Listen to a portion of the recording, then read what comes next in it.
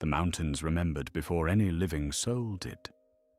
The rivers carried ash long before the fires reached the sea, and the ancient stones beneath Beleriand felt the weight of war drawing near. Hello, my friends.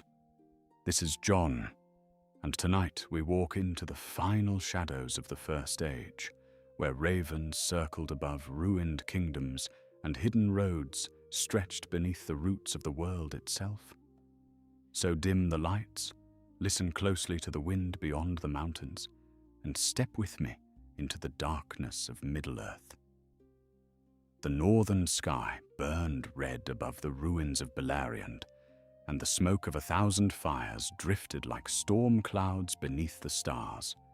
Far beyond the broken hills, where the iron peaks of Thangorodrim clawed at the heavens, the furnaces of Angband glowed through the night with a dull and hateful light. Rivers that had once run cold from the mountains now carried ash and blackened corpses toward the sea, and every wind smelled of blood, burnt pine, and wet iron. For nearly 6 centuries, the wars of the First Age had devoured kingdoms one by one, until only scattered fortresses and wandering companies remained between Morgoth and the western shores. Yet now a new sound had begun to spread through the land, carried by frightened orcs, fleeing thralls, and broken spies who slipped through the dark passes of the north. The host of Valinor had come at last. The powers beyond the sea had answered. Along the eastern slopes of Unfauglith, an elf named Morlor crouched beneath the shattered roots of a dead pine tree, while snow mixed with ash upon his cloak. His bow rested across his knees, though only 3 arrows remained in his quiver, and one of those had a cracked shaft. The long years of war had thinned him like an old winter wolf. His grey cloak was torn at the shoulder, where an orc blade had cut through mail 3 nights earlier, and dried blood darkened the fabric beneath it. He had not slept properly in 5 days. Every time he closed his eyes, he saw dragonfire swallowing the plain near the pass of Sirion, and heard the screaming of horses crushed beneath armored trolls. Still, he remained hidden in the cold earth, listening to the movement above him, while ravens circled overhead in slow black spirals. The orcs came at dawn. There were perhaps 20 of them moving along the ridge, broad-backed creatures wrapped in wolf fur and rusted armor, scavenged from dead men. They spoke little, but their silence unsettled Mela more than their shouting ever had. Orcs feared something. He could feel it even from below the hill. One carried a black spear with strips of red cloth tied beneath the blade, while another dragged a wounded prisoner behind him on an iron chain. The prisoner was an Easterling youth, no older than 17, his face swollen from beatings, and his feet leaving streaks of blood in the snow. Mela watched carefully as the troop halted near a circle of standing stones broken long ago during the Daegor Bragolok. Then the largest orc stepped forward and removed a leather bundle from his back with surprising care. The creature unwrapped the object slowly, while the others lowered their eyes toward the ground. Even the ravens above descended closer, settling upon the broken stones with restless claws scratching ancient rock. Mela narrowed his gaze through the drifting ash and saw a circlet of black iron lined with hooked silver thorns shaped like raven beaks. Strange runes crawled across its surface like moving insects whenever firelight touched the metal. The air itself seemed to tighten around it. One of the orcs muttered a prayer in the black speech, and another struck the Easterling prisoner across the face when he tried to look away. Then the captain lifted the crown into both hands and whispered, "The Master of Wolves marches south. The western armies cross the rivers already. We must see where they gather before the skies fill with the eagles." A cold pressure settled behind Mela's eyes as soon as the captain placed the crown upon his head. The ravens exploded upward all at once, hundreds of black wings beating against the grey morning sky, though Maelor had not seen where most of them had gathered. The orc captain staggered briefly, as if drunk, then straightened and began speaking in a voice that no longer sounded fully his own. "Fire in the west," he rasped. "Spears beyond Ered Luin. Silver banners crossing the shorelands." His head tilted sharply, listening to distant things no mortal ears could hear. The ravens wheeled northward in a dark spiral above the clouds, and for one terrible moment, Maelor felt certain the creatures were searching the hills beneath them. His hand tightened around the knife at his belt. If those birds saw him, he would never reach the southern camps alive. The Easterling prisoner suddenly screamed. It was not courage that drove him, but blind terror. "It sees through them," he cried while struggling against the chain. "The crown sees through their eyes." One of the orcs smashed an axe handle into the youth's mouth, hard enough to crack teeth, yet the damage had already been done. The captain turned sharply toward the pine roots where Maelor hid. Beneath the crown, his face looked stretched and pale, as though something inside him were pulling at the flesh. The ravens overhead changed direction instantly. Maelor heard wings descending through the smoke. Without thinking, he snatched an arrow from his quiver, rose from hiding, and fired directly into the captain's throat. The shot struck true. Black blood sprayed across the standing stones, while the captain collapsed backward, clutching at the arrow buried beneath his jaw. Chaos erupted along the ridge. Orcs shouted and drew blades, while ravens shrieked overhead in a frenzy so loud it drowned the wind itself. Maelor sprinted uphill through drifting snow as two arrows snapped past his shoulders. The wounded Easterling threw himself sideways into one of the orcs, dragging both of them to the ground, and that brief confusion bought Maelor enough time to reach the stones. The crown had fallen beside the captain's corpse, half buried in ash. Even lying upon the earth, it radiated a strange malice that made his skin crawl beneath his gloves. He hesitated only a heartbeat before grabbing it. The moment his fingers touched the iron, the world lurched around him. He saw flashes of distant lands through unfamiliar eyes, endless ranks of armored elves marching beside golden banners, white ships gathered upon stormy shores beneath the cries of gulls, great eagles circling over mountain passes. Then another vision struck harder than the first. Beneath the roots of Thangorodrim, hidden far below Angband itself, a narrow tunnel descended into darkness beside an underground river. Torches moved there, armed figures, supplies, horses, a road prepared in secret. Someone intended escape. Maelor staggered back, gasping, while the ravens descended toward him in a black storm. Their claws tore at his hood and shoulders, as if driven mad by the crown's presence. An orc slammed into him from the side, knocking both of them across the frozen stones. The creature smelled of blood and rotting leather. Its teeth snapped inches from Maelor's face, while thick fingers clawed for his throat. Maelor drove his knife upward beneath the orc's jaw and rolled free just as another spear struck sparks from the rock beside him. The wounded Easterling had somehow seized an axe from the dead captain, and though blood poured from his mouth, he swung wildly at the remaining orcs with desperate fury. "Run!" the youth shouted through broken teeth. "Take it and run!" Maelor did not waste the sacrifice. He tore down the far slope of the ridge while snow and ash whipped against his face. Behind him came the howling of wolves. The orcs had unleashed trackers. Ravens swarmed overhead in pursuit, their cries echoing across the empty plains like the voices of restless spirits. The crown felt heavier with every step, dragging at his arm as though the iron itself wished to return northward. Twice he nearly threw it away. Yet the vision beneath Thangorodrim burned inside his mind with growing clarity. Morgoth was preparing something beyond ordinary war.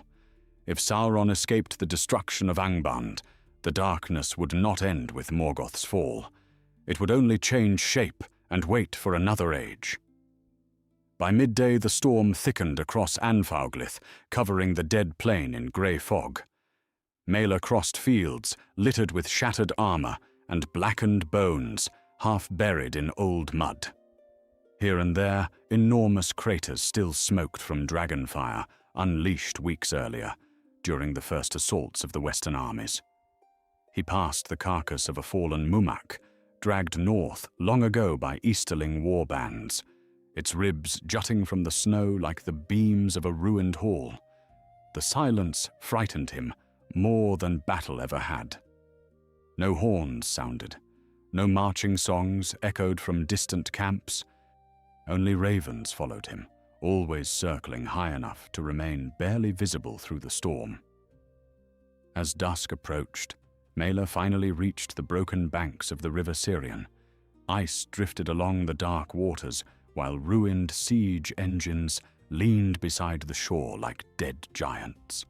Beyond the river, hidden among bare hills, faint torchlights flickered through the gathering night. An encampment. Not orcs. The banners carried no mark of Angband. He crouched among reeds to study them carefully, but exhaustion blurred his vision. His wounded shoulder throbbed with every heartbeat, and dried blood stiffened the cloth beneath his armor. Still, he forced himself forward through the freezing shallows until a voice suddenly called from the darkness ahead. Another step, the voice warned in Sindarin, calm and sharp as drawn steel, and you will die before touching the bank. Maelor froze at once.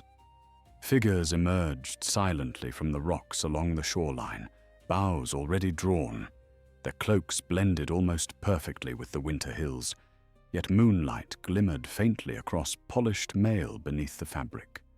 Elves, hunters, perhaps scouts of the western host.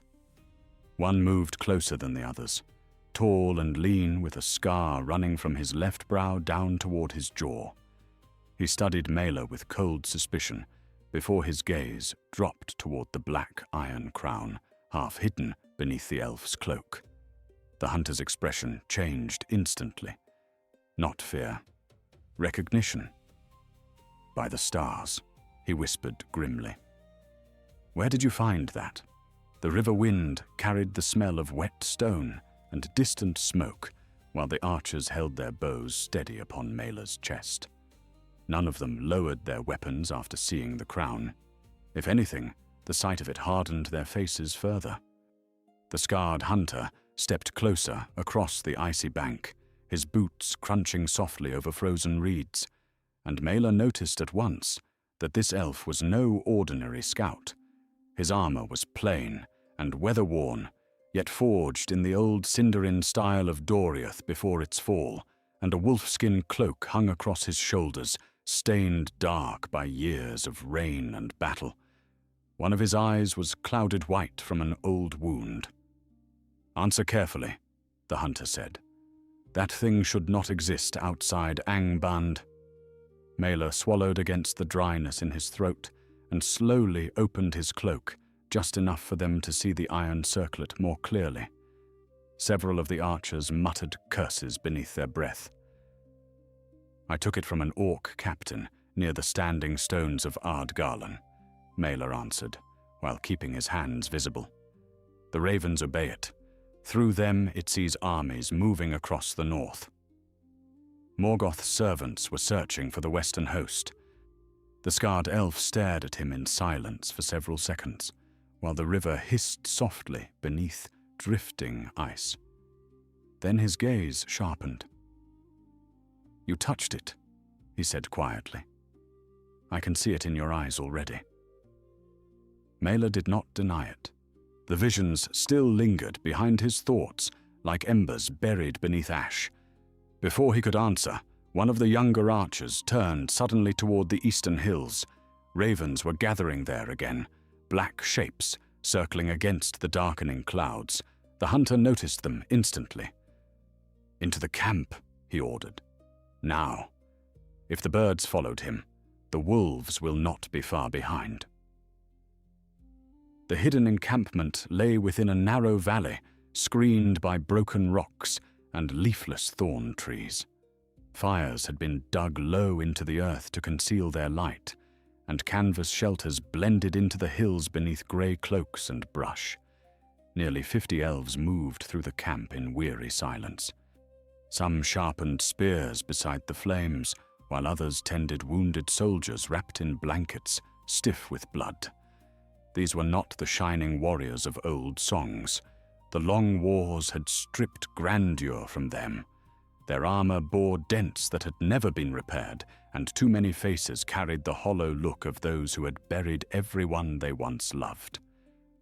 As Malor entered beside the scarred hunter, conversations died around the fires.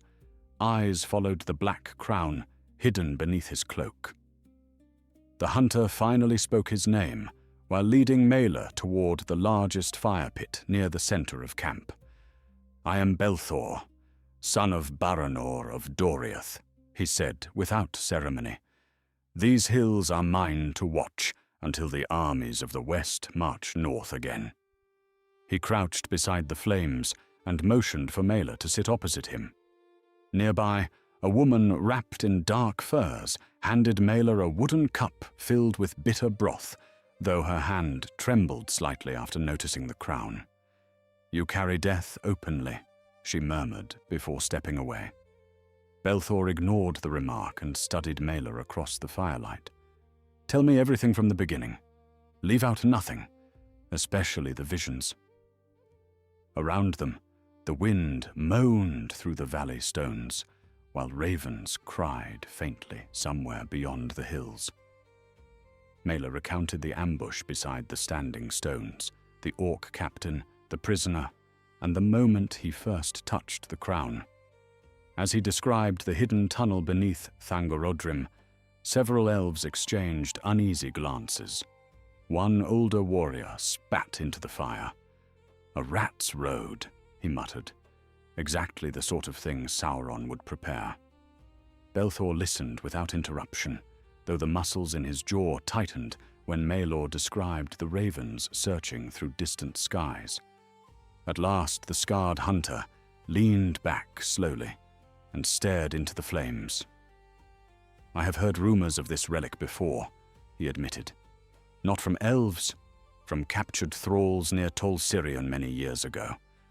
Morgoth once had a master of spies called Draukar, the Black Wing. He bred ravens in the pits of Angband and used them to watch every road in Beleriand." Belthor's clouded eye lifted toward the crown again. "When Draukar displeased Morgoth, he vanished. Most believed the Dark Lord fed him to the wolves." "Then why does the crown still exist?" Malor asked. Belthor gave a grim smile that carried no warmth. "Because evil tools are rarely destroyed. They simply wait for another hand." Before further words could pass between them, shouting erupted from the northern ridge above the valley. Horns sounded once, sharp and urgent. The entire camp moved instantly. Archers seized bows while warriors kicked snow across the fires to dim their glow. Belthor rose with sword already drawn and motioned for Malor to follow. Together, they climbed the rocky slope overlooking the valley mouth, where several scouts pointed toward the distant plain below.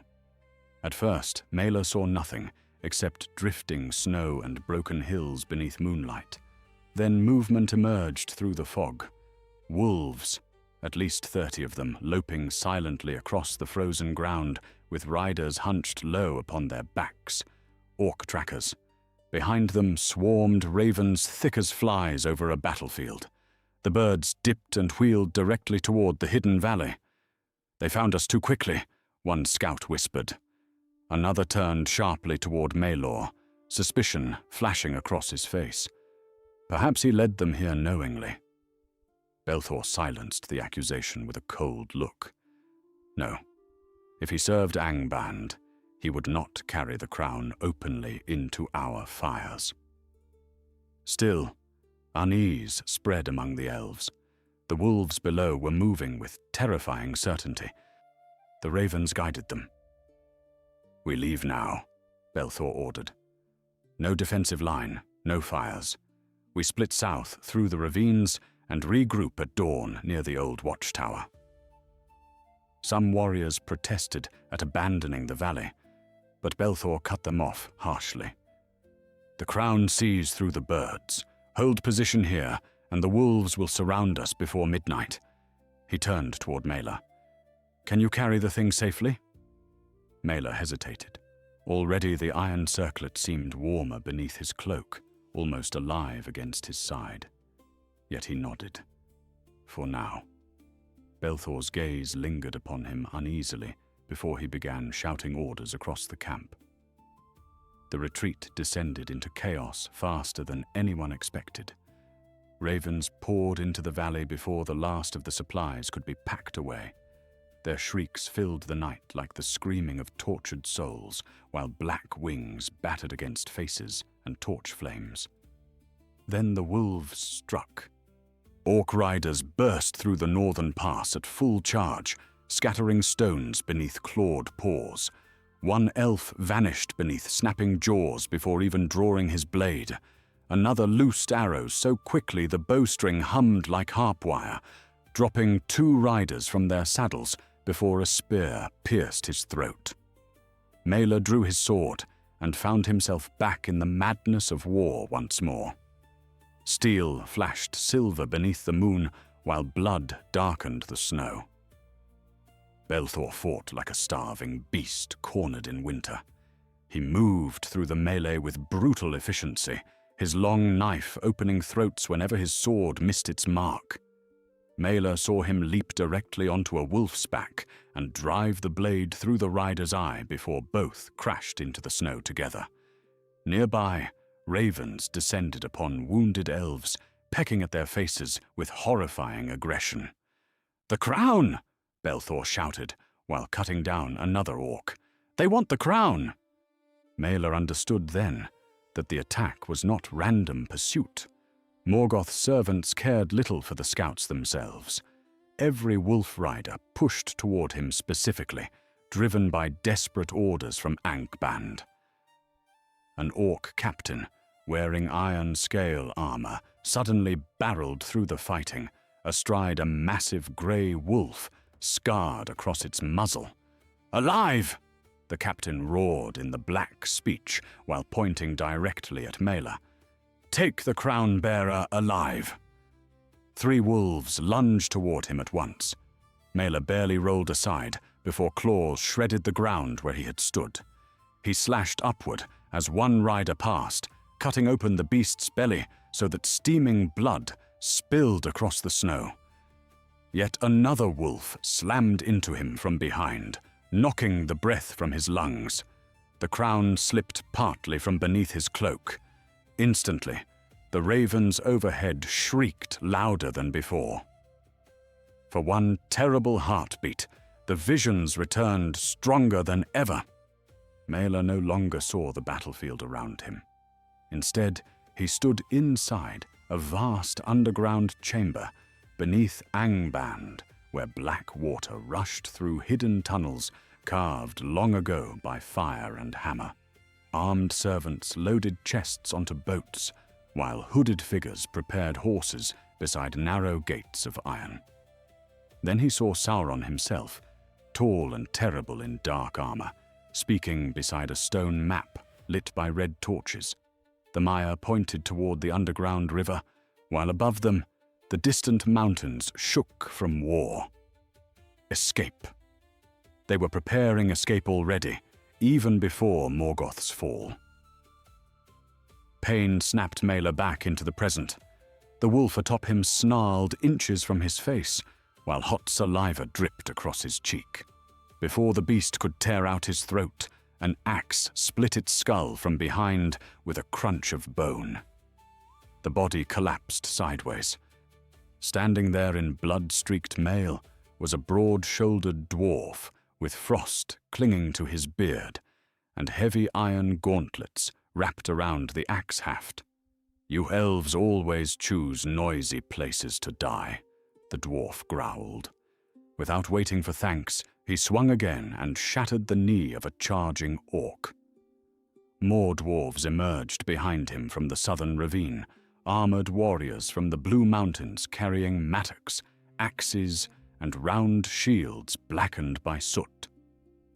The arrival of the dwarves broke the assault long enough for the surviving elves to retreat into the rocks. Belthor stumbled toward Mela, breathing heavily, blood running from a cut across his forehead. Around them, the wolves hesitated, now that heavily armored dwarves blocked the narrow pass. The scarred hunter glanced once at the crown half visible beneath Mela's cloak, then toward the ravens still circling above the valley. "This cannot continue," he said grimly. "As long as you carry that thing openly, every servant of Morgoth in the north will hunt us." The dwarf who had saved Mela wiped blood from his axe beard and narrowed his eyes suspiciously. "Then perhaps," he muttered, "someone should explain why the ravens scream your name across half of Beleriand." The battle faded slowly behind them as the survivors withdrew deeper into the southern ravines. Yet the sounds of pursuit still echoed through the night. Wolves howled among the distant hills, while ravens drifted overhead in restless circles, never fully abandoning the trail. Snow fell harder now, hissing softly against cloaks and shield rims, and the narrow canyon twisted between walls of dark stone, polished smooth by ancient waters. Mela stumbled more than once upon the uneven ground. Exhaustion dragged at every limb, and the crown hidden beneath his cloak seemed to pulse faintly against his ribs like a second heartbeat. Ahead of him, the dwarf marched with tireless steps, despite the weight of armor and weapons strapped across his broad back. Every few moments the dwarf glanced over one shoulder toward Mela, suspicion plain upon his weathered face. They reached an abandoned watch cavern shortly before midnight. The entrance had once belonged to hidden scouts of Nargothrond long ago, though now half the outer wall had collapsed inward beneath centuries of frost and war. Belthor posted archers among the rocks before entering the cave with the remaining survivors. Barely 30 elves remained alive from the original encampment. Several wounded groaned softly near the rear wall, while others sat in silence, cleaning blood from cracked blades. The smell inside the cavern was thick with wet wool, smoke, and old stone. Mela lowered himself heavily beside a cold fire pit, but before he could rest, the dwarf approached him directly and planted the head of his axe against the ground. "I know what that is," the dwarf said bluntly. His voice carried the rough cadence of the Belegost folk, deep as grinding rock. "Not by sight, but by description. Black iron, silver thorns, raven runes." He folded thick arms across his chest and studied Mela with narrowed eyes beneath heavy brows. The smiths of Nogrod once traded with strange wanderers out of Angband before the full darkness fell upon Beleriand. One spoke of a crown forged for Morgoth's Whisper Master, a thing used to spy across mountains and forests alike. Belthor stepped beside them, wiping blood from his sword with a strip of cloth. "Your name, dwarf," he said quietly. "If we are to bleed together tonight, I would know it." The dwarf inclined his head slightly. "Daenor, son of Fundar, last master smith of the eastern halls beneath Mount Dolmd." Mela looked up sharply at that. "Last?" Dana's jaw hardened. For a moment, the firelight caught old grief buried beneath the dwarf's stern expression. "Dragons," he answered simply. "The wingless kind first. Then the fire drakes came after." Silence settled briefly across the cavern. No one pressed further. In the First Age, every survivor carried enough ghosts already. Belthor crouched near the fire pit and traced rough lines through the ash with one gloved finger. The wolves will circle these ravines until dawn, he murmured. But their attack tells us something important. Morgoth's captains fear losing the crown more than they fear losing soldiers. His scarred face turned toward Mela. You said the visions showed preparations beneath Thangorodrim. Describe them again carefully. Mela closed his eyes briefly, forcing himself to remember details through the lingering pain behind his temples. An underground river beneath Angband, he said slowly. Stone chambers carved deep below the main fortress. Boats waiting beside iron gates, horses being prepared, supplies loaded in haste. He hesitated before continuing. And Sauron was there. I saw him speaking with armored servants beside a map. They are preparing an escape route. Murmurs spread uneasily through the cavern. One elf spat bitterly into the darkness. Cowards preparing to flee before the Valar break the gates. But Belthor shook his head immediately. No, Sauron is many things, but never careless. If he escapes the fall of Angband, evil survives the war itself. Daenor grunted in agreement. A serpent sheds its skin when cornered. Kill Morgoth alone, and another darkness will rise later. The conversation ended abruptly when one of the outer sentries rushed into the cavern, breathing hard from the cold. Something approaches, the scout warned. Not wolves this time. Every warrior seized weapons instantly. Belthor motioned for silence before slipping toward the cave entrance with Mela and Daenor close behind. Outside, the snowfall had thickened into a grey curtain drifting through the ravines. At first, Maelor saw nothing. Then a lone figure emerged slowly through the storm, carrying no torch and making no effort to hide. The stranger wore dark armor, unlike any forged by elves or men, smooth and silver-grey beneath a heavy travel cloak. No emblem marked the breastplate. A hood shadowed the face completely. The sentries drew bows at once, but the stranger raised one gloved hand calmly. I come under the authority of Eönwe, herald of Manwë, a voice said from beneath the hood. The voice was neither fully male nor female, but carried a strange stillness that seemed untouched by exhaustion or fear. Several elves exchanged uncertain glances. Even Daenor's grip tightened slightly upon his axe. The figure stepped closer until moonlight finally touched pale features beneath the hood. The face appeared youthful, almost beautiful, yet the eyes were ancient beyond mortal reckoning. A Maya. Mela felt it instantly, though this being carried none of the overwhelming presence told of in old songs about the Valar. The stranger's gaze moved directly toward him. You carry the crown of ravens, the Maya said. Give it to me. Belthor stepped between them at once. We do not hand cursed relics to unknown wanderers simply because they speak grand names. The Maya regarded him without offense. Wise caution, came the calm reply. Yet time grows short. The crown was believed destroyed centuries ago after Draukar's death. If Morgoth's servants have recovered it now, then Angband's inner circles are already preparing for defeat. Daenor studied the stranger carefully before speaking. Name yourself, then, Spirit. Dwarves trust deeds more than riddles. For the first time, a faint expression crossed the Maya's face, something close to weariness. I am Erendir. I was sent ahead of the western host to watch the northern roads and prevent servants of Morgoth from escaping eastward should Angband fall. Mela noticed immediately that Erendir never once took eyes off the hidden crown beneath his cloak. The Maya stepped nearer, boots soundless against the snow. You have touched it more than once already, Erendir observed quietly. That is dangerous. Mela felt sudden irritation rise through his exhaustion. I gathered that much myself. Unexpectedly, the Maya nodded. Then you also know the crown is feeding upon you. Silence followed those words. A cold sensation spread through Myla's stomach. He remembered the growing weight of the iron, the headaches, the strange whispers half heard whenever ravens flew nearby.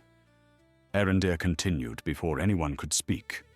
The crown was forged with fragments of Morgoth's own will woven into the metal. Draukar used it for years until eventually he no longer distinguished his own thoughts from those carried by the birds. And what became of him? Belthor asked grimly. Erendir's pale gaze drifted toward the dark northern sky. He began hearing things that were never spoken aloud, suspecting betrayal everywhere. In the end, he attempted to hide the crown from Morgoth himself. The Maya paused briefly. Morgoth fed him alive to carrion birds atop Thangorodrim. Even the wind seemed quieter after those words. Daenor muttered an old Khuzdul curse beneath his breath, while several elves glanced uneasily toward Mela again. The crown suddenly felt colder beneath his cloak. He wondered how long he had before the thing truly began shaping his thoughts. Belthor folded his arms and faced Erendir directly. If you were sent by Ernwe, why travel alone? The Maya answered without hesitation. Because secrecy matters more than strength now. Morgoth's armies are collapsing across the western fronts, but scattered captains still control hidden tunnels, armories, and escape roads throughout the north. The crown reveals movements through the ravens. With it, Sauron could avoid every trap prepared by the host of Valinor. Erendir finally extended one hand toward Mela. That relic must be taken beneath Thangorodrim and destroyed before Angband falls completely. Daenor barked a short laugh. Into Angband itself. That is not a mission. That is suicide dressed in noble words. Yet no one disagreed with the Maya's logic.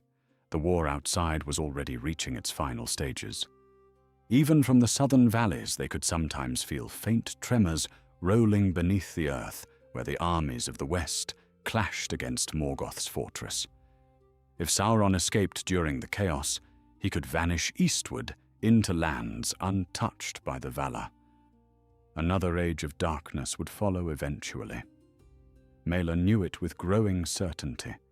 He reached slowly beneath his cloak and drew out the crown at last. Firelight from the cavern mouth glimmered across black iron and silver thorns, while ravens overhead immediately began shrieking louder through the storm. Every face around him tightened instinctively. Then something changed in the air. The ravens stopped crying all at once. A terrible silence swept across the ravine outside, so sudden and unnatural that even the snowfall seemed muted beneath it. Erendir's expression hardened instantly. "Down!" the Maya whispered sharply. Mela barely had time to react before a spear of black fire crashed into the cliffside above the cave entrance. Stone exploded outward in a shower of burning fragments. The blast hurled elves from their feet, while smoke and dust roared through the ravine. From somewhere high above came the beating of enormous wings. Not ravens. Something far worse had found them. The mountains shook beneath another impact as black fire rained across the ravine, splintering stone and sending avalanches of snow crashing down the cliffsides. Warriors threw themselves against the cavern walls, while dust and sparks filled the air so thickly that breathing became difficult. Mela covered the crown instinctively beneath his cloak and pressed low against the frozen ground as shattered rock thundered past the entrance. Outside, something vast moved through the storm clouds above them. Its wings beat slowly, each stroke carrying a deep vibration that Mela felt through the stone itself. Several elves rushed toward the mouth of the cave with bows ready. but Belthor seized one by the shoulder before he could loose an arrow. "Do not silhouette yourselves," the hunter barked. "It sees movement against the snow." A shadow swept across the ravine mouth. For one terrible instant, Mela glimpsed a shape descending through smoke and snow, enormous wings stretched wide against the night, scales dark as burned iron glistening beneath flickers of distant fire. Not a full-grown dragon like Glaurung of old tales, but still large enough to swallow a horse whole. The beast struck the cliffs opposite the cave with clawed feet, sending cracks racing through the stone. Its long neck twisted downward as molten breath leaked between rows of yellowed fangs. "A fire drake," Daenor muttered grimly, while tightening his grip upon the axe haft. "Young, perhaps, but young wolves still kill sheep." Above them the creature growled deeply, and the sound resembled boulders grinding together beneath the earth. Orcs emerged behind the dragon almost immediately. They poured through the ravine in dark waves, carrying hooked spears, shields of black hide, and torches burning green with foul-smelling flame. The wolves had returned as well, their riders weaving between rocks, while ravens circled overhead once more. Mela understood then that the attack had been carefully planned. The crown had drawn every servant of Morgoth within miles toward the ravines. Erendir stepped forward into the drifting smoke, calm despite the chaos. Pale light gathered faintly around the Maya's hands, soft at first, like moonlight upon water. "Hold the entrance," Erendir said quietly. "The drake is mine." Belthor stared at the Maya as though judging whether such confidence bordered upon madness. Then another blast of dragon fire struck the cliffside, spraying molten rock across the snow. One elf screamed as burning stone splashed across his arm and chest. Belthor made his choice instantly. "Shields forward," he roared. "Spears behind them. Funnel the wolves into the gap." The survivors moved at once, despite exhaustion and fear. Daenor planted himself near the narrowest section of the entrance, beside 3 dwarves from his company, their heavy shields locking together with practiced precision. Mela drew his sword and took position beside Belthor, while arrows hissed overhead into the advancing orcs. The first wolf reached them moments later. The beast lunged directly into the shield wall, snarling foam and blood. Daenor's axe rose and fell in one brutal motion that split skull and rider alike. Another wolf leapt over the corpse immediately after, only to crash against Belthor's spear. The hunter twisted the weapon sharply and kicked the dying creature back into the ravine, where orcs stumbled over it in the smoke. Battle swallowed the entrance completely. Steel rang against stone, while arrows flashed through the snow like silver needles. Mela fought without thought now, driven purely by instinct, sharpened through centuries of war. He ducked beneath a spear thrust, slashed open an orc's throat, then pivoted as another charged, screaming from the darkness. Blood sprayed hot across his gloves, despite the freezing wind. Above the battle, the fire drake spread its wings and inhaled deeply. The glow inside its throat brightened from dull red to blinding orange. "Scatter!" Erendir shouted. The Maya raised both hands skyward, just as the dragon unleashed its fire. A torrent of flame roared downward into the ravine, hot enough to turn falling snow instantly into steam. Yet the fire never reached them. Pale light exploded outward from Erendir in a great curved shield that shimmered like glass beneath sunlight. Dragonfire crashed against it with deafening force. The air itself screamed. Mela felt heat wash across his face, even from 30 paces away, but the flames bent aside around the barrier and smashed harmlessly into the cliffs. The dragon recoiled violently, confused and enraged. Erendir lowered one hand, and suddenly the snow around the ravine rose upward in spiraling winds. Ice and ash whipped through the darkness until the storm became a blinding wall around the drake's head. The creature roared and snapped blindly while the mire advanced alone through the swirling snow. Mela had never witnessed such power directly before. It was not loud or theatrical like the songs told by men.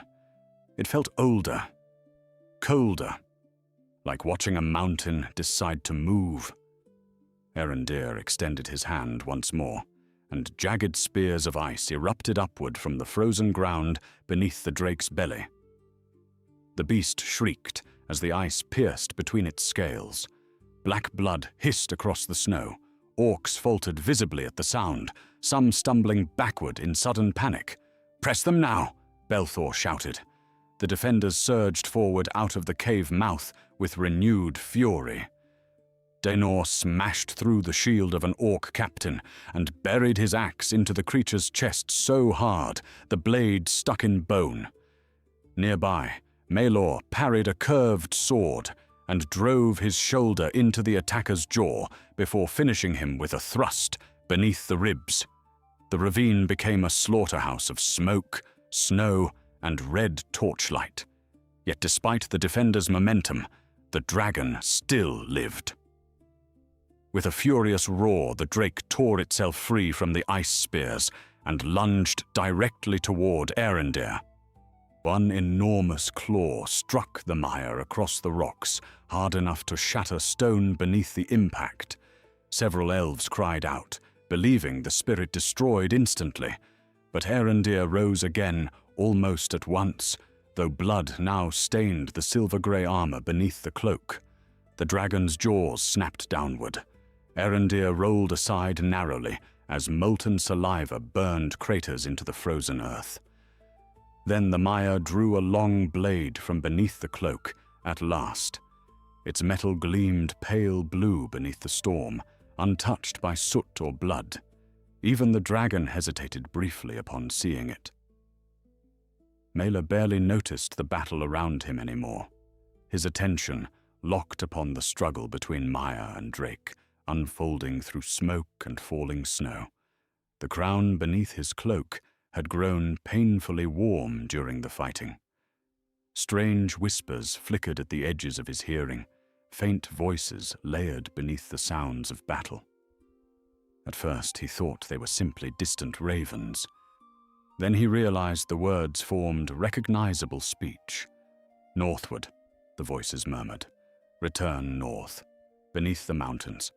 Safety below the roots." Mela staggered briefly as another vision slammed into his thoughts. He saw the underground tunnels again, beneath Angband. But now the hidden road stretched farther eastward than before, through caverns untouched by war. Escape routes, hidden fortresses, Sauron's preparations spread deeper than he had realized. "Mela!" Belthor's shout snapped him back. An orc nearly took his head from behind while he stood dazed in the snow.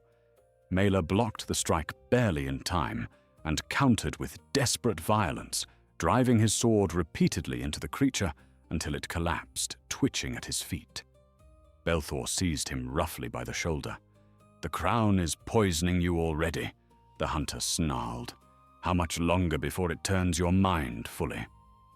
Mela opened his mouth to answer but stopped. Truthfully, he did not know.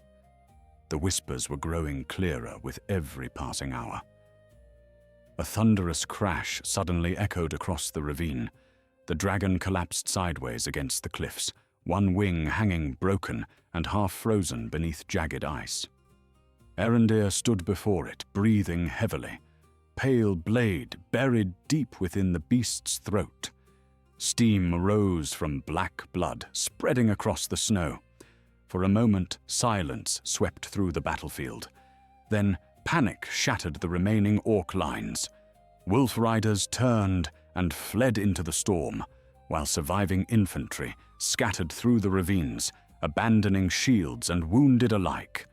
The ravens burst upward in a black cloud, retreating northward toward Angband. No one pursued them. The survivors stood trembling among corpses and shattered stone while snow slowly covered the dead. Erendir pulled the blade free from the drake's throat and staggered visibly for the first time.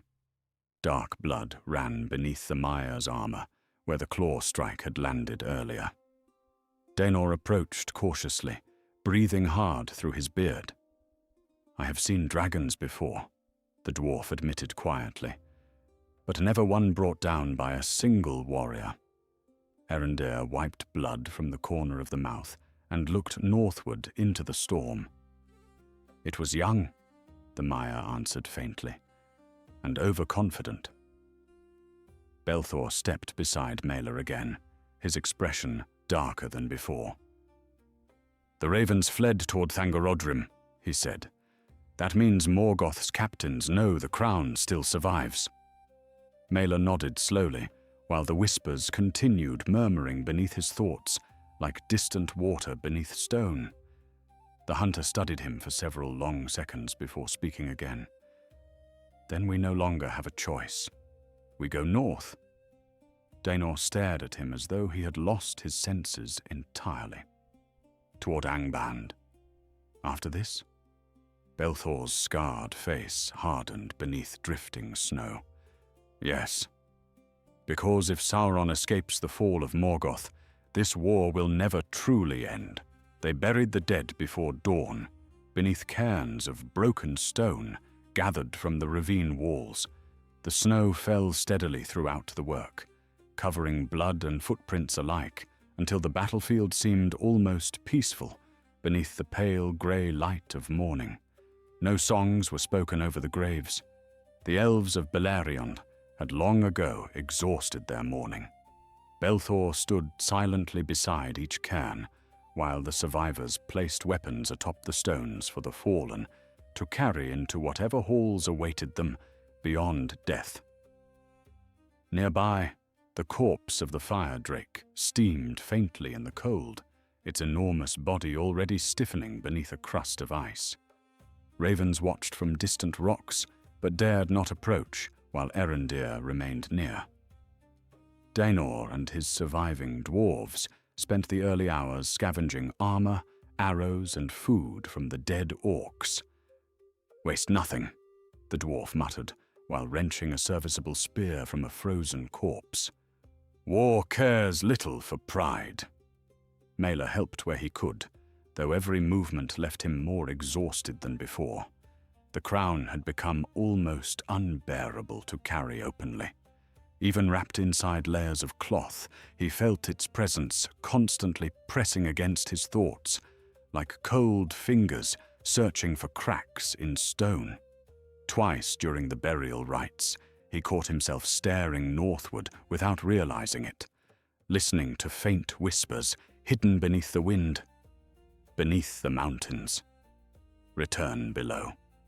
The voices never fully stopped now. Erendir noticed. The Maya approached quietly, while Mela tightened straps upon a borrowed shield beside the frozen edge of the ravine. "How often do you hear them?" Erendir asked, without preamble. Mela did not pretend ignorance. "More with every hour." The Maya studied him with ancient, unreadable eyes before crouching beside the snow-covered rocks. "The crown was forged from fear," Erendir said softly. "Not merely Morgoth's fear of enemies, but his fear of being unseen, of losing control. Such things linger inside objects touched too long by his will." Mela rubbed tired hands across his face. "Can it be resisted?" Erendir hesitated briefly before answering. "Yes, but resistance weakens over time." Those words settled heavily between them. Before Mela could ask further, Belthor called the company together near the mouth of the ravine. Only 27 survivors remained now, including the dwarves. Their faces looked hollow beneath the pale morning light, and several bore fresh bandages from the night's battle.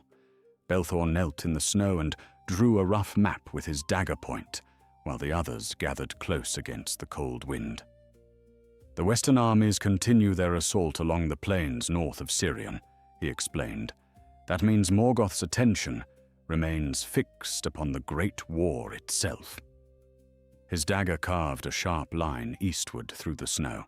We avoid the main roads and move beneath the foothills toward the old mining tunnels near Aemon Lank. If Mela's visions speak true, hidden passages beneath Thangorodrim connect to older caverns deep below the mountains. Daenor grunted skeptically. Old dwarf roads, perhaps, some abandoned before the Bragolok. He crossed thick arms over his chest. But if those tunnels still stand, they will be crawling with orcs. Belthor met the dwarf's gaze evenly. Then we kill whatever blocks the road. One of the younger elves shifted uneasily beside the fire pit remains. And after we reach Angband, he asked quietly, do we truly believe a handful of survivors can destroy something forged within Morgoth's own fortress? Silence followed. Even Belthor lacked an immediate answer. Finally, Erendir spoke from the edge of the gathering. The crown need not be shattered, the Maya said, only unmade. Several warriors frowned in confusion. Erendir continued calmly. Its power was bound to the fires beneath Angband when Draukar forged it under Morgoth's command. Return it there, and the binding may be broken. Daenor spat into the snow. Maybe. The Maya's expression darkened slightly. Nothing beneath Thangorodrim offers certainty. Those words lingered unpleasantly as the company prepared to depart. Yet despite fear, none abandoned the mission. Too many had already seen the desperation of Morgoth's servants. Whatever waited beneath Angband mattered greatly to the enemy. They marched north by midday, through broken valleys choked with ash and dead forests. The farther they traveled, the more ruined the land became. Entire hillsides had collapsed into blackened craters where dragonfire once reigned during earlier battles of the war. Rivers steamed with strange, foul vapors. Burned skeletons of trees clawed upward from the earth like the hands of drowned men. At times, distant thunder rolled across the northern plains, though no storm clouds moved overhead. The war itself continued somewhere beyond sight.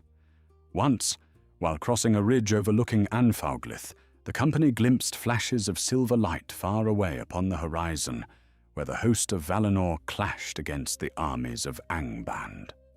Even from miles away, the scale of battle felt immense. By the second night, they reached the ruins of an abandoned dwarf outpost buried among steep cliffs east of the main war roads.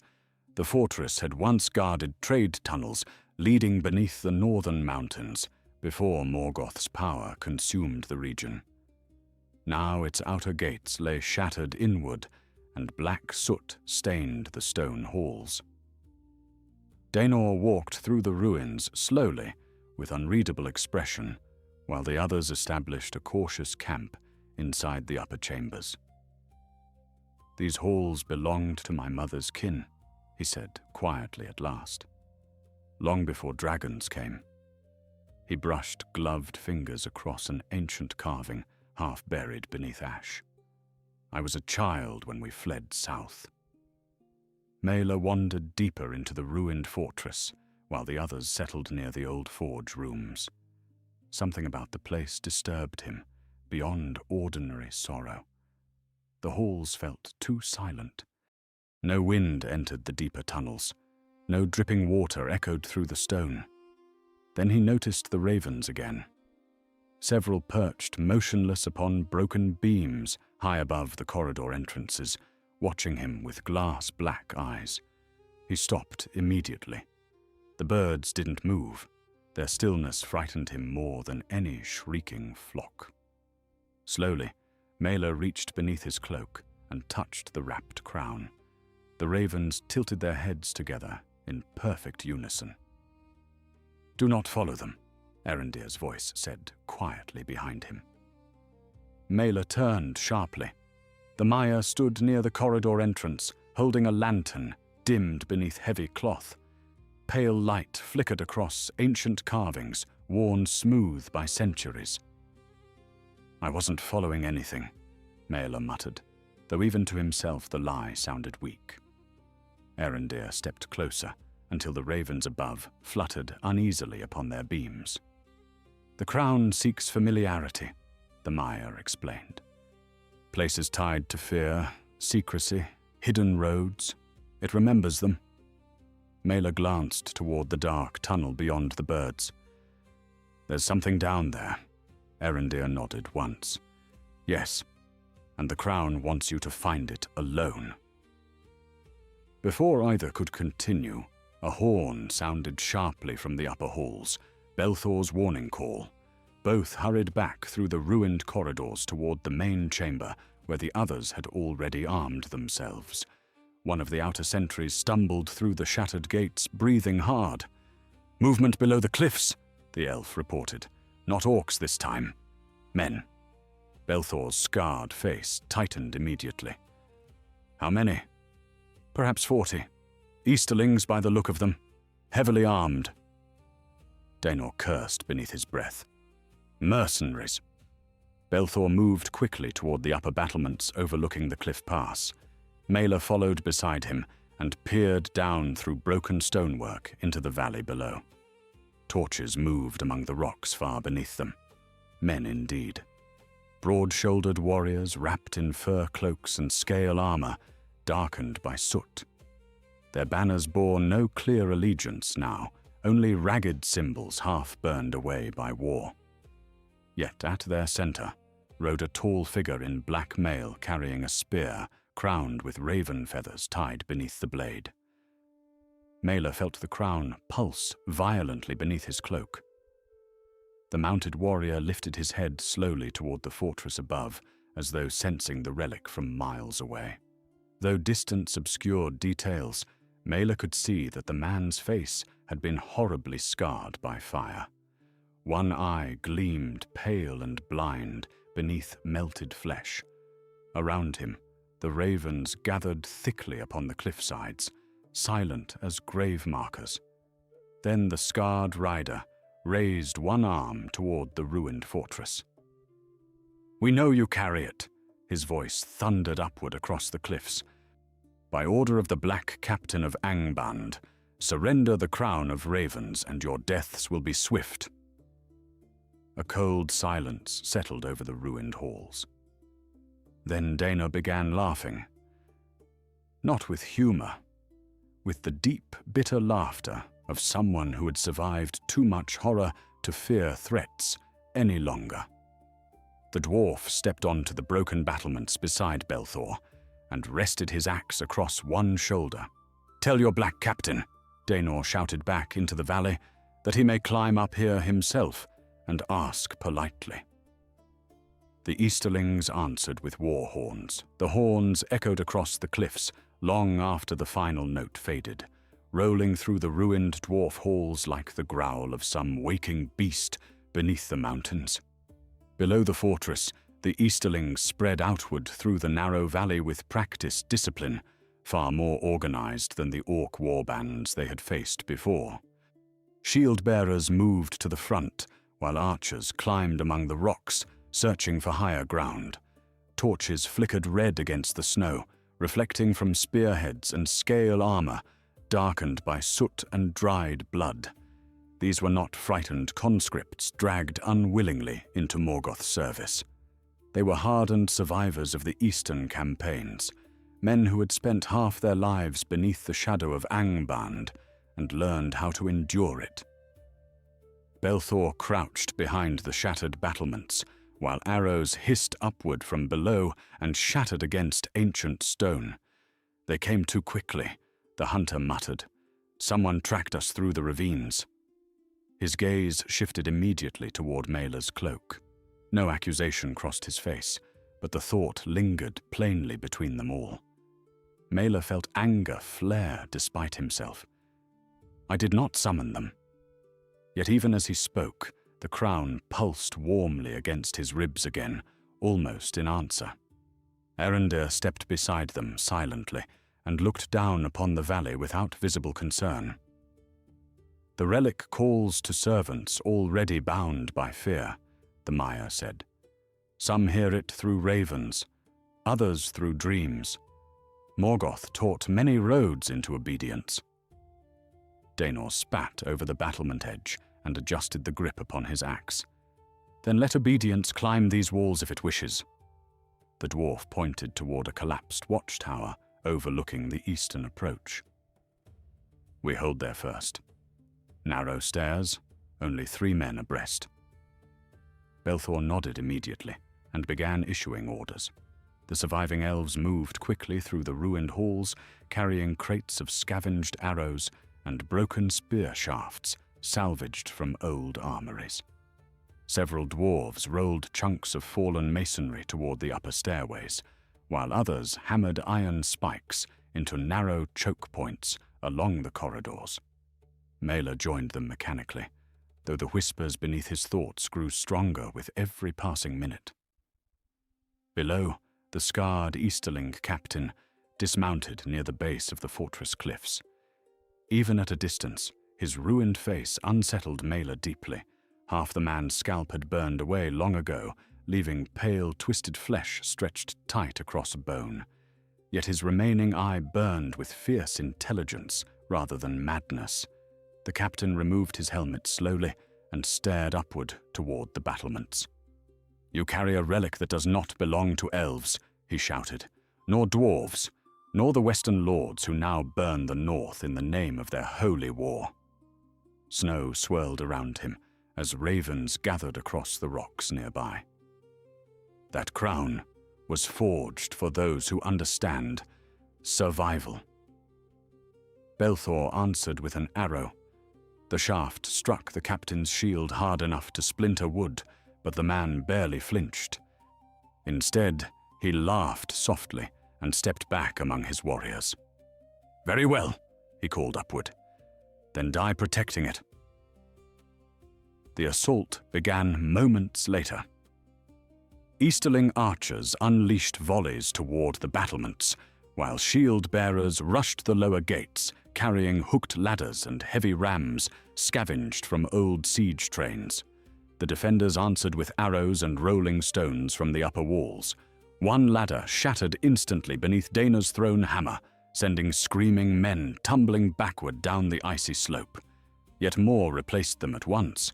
Mela loosed arrows beside Belthor until his fingers numbed from cold and bowstring cuts reopened across old scars on his hand. The attackers climbed relentlessly despite losses. Several wore strips of raven feathers braided into their armor, and whenever one fell, another warrior seized the feathers before continuing upward. "They fear him more than death," one elf whispered beside Mela, while drawing another arrow. The statement proved true quickly enough. Even burning oil poured from the walls failed to break the assault. The Easterlings climbed through fire if ordered.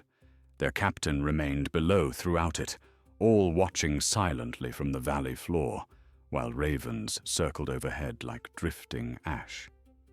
Arendir observed him carefully between bursts of fighting. "That man has touched the crown before," the Maya said quietly. Mela glanced sharply toward him. "How can you tell?" Arendir's pale gaze never left the captain. "Because the ravens obey him too." The eastern tower became the heart of the battle before midnight. The attackers finally breached one of the lower gate halls and surged into the fortress interior with hooked blades and long spears. Steel rang through the corridors while dwarves fought shoulder to shoulder beside elves among shattered stone pillars blackened by dragon fire from years past. Mela found himself battling across the narrow stairways exactly as Daenor predicted. Bodies clogged the steps so thickly that footing became treacherous with blood and melting snow. One Easterling lunged at Mela with a curved axe while shouting in a language he did not understand. Mela parried hard enough to numb both arms, then drove his sword through the man's throat before another attacker crashed into him from behind. The fighting dragged deeper into the ruins chamber by chamber.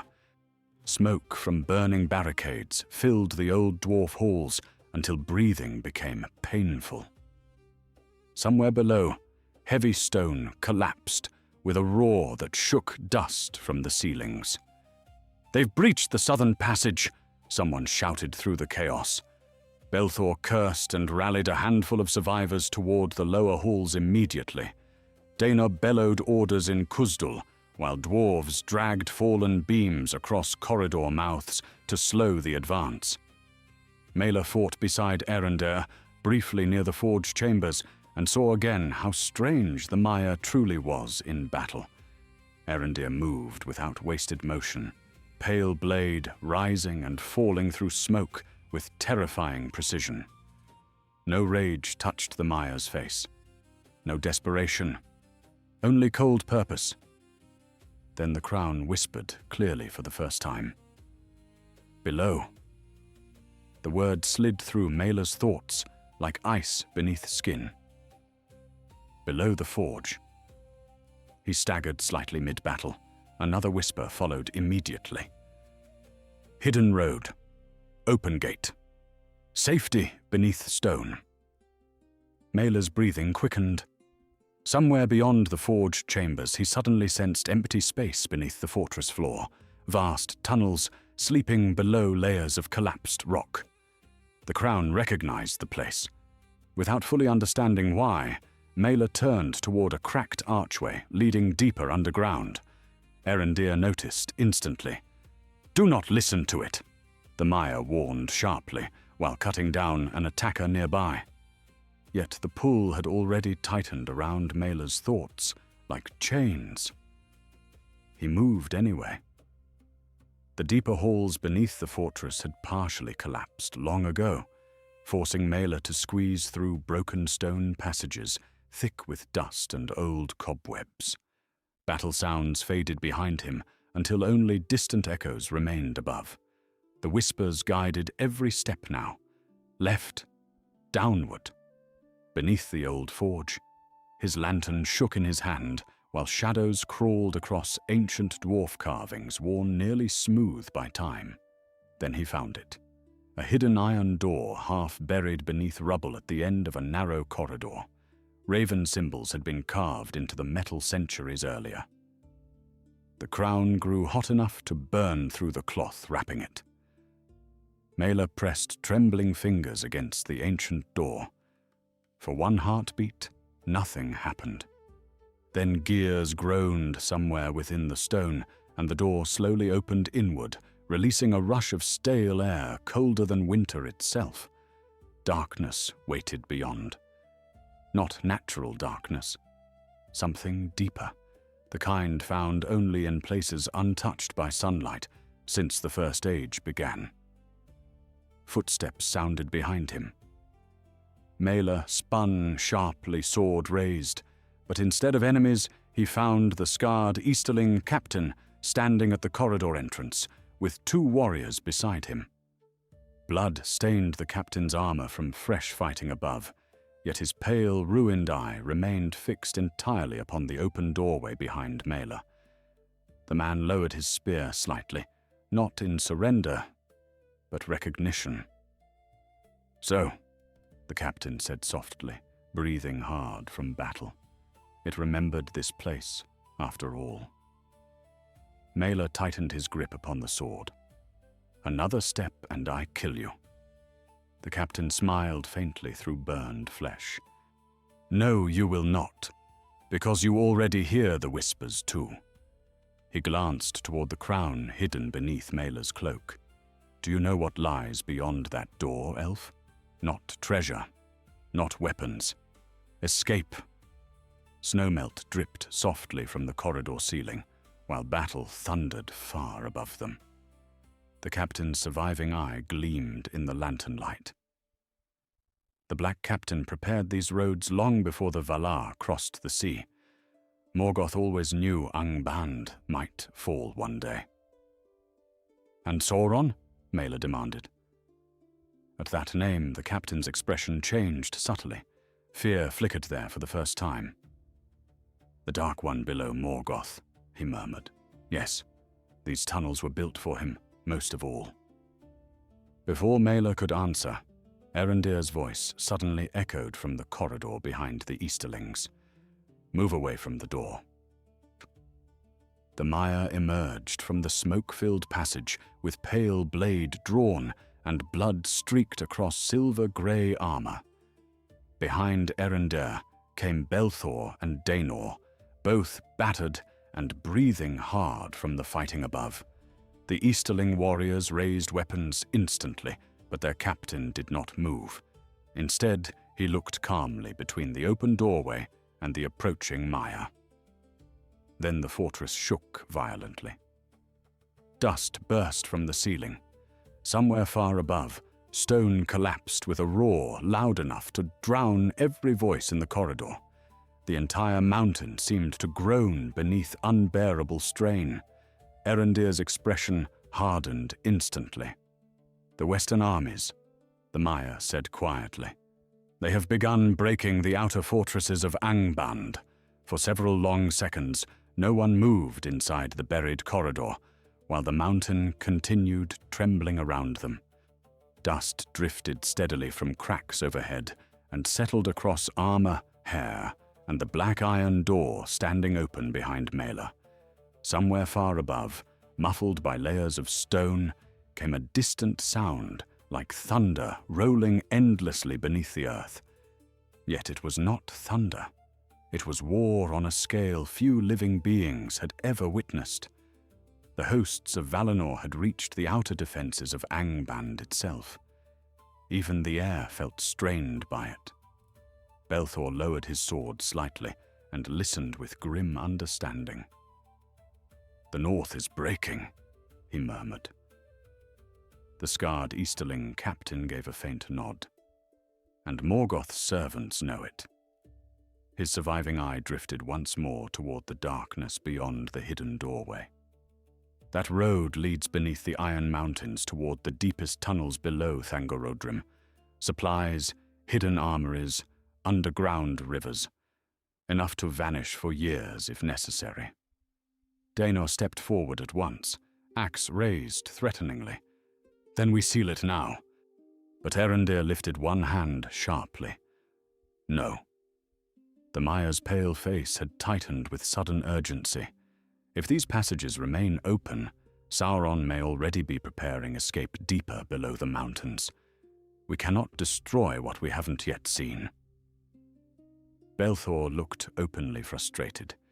"You speak as though we have time to explore buried tunnels while Angband collapses above us."